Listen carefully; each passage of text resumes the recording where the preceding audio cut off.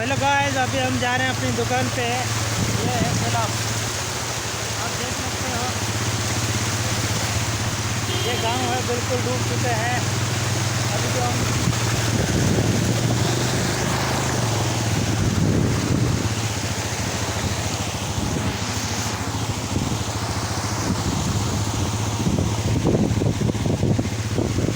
तो गाइस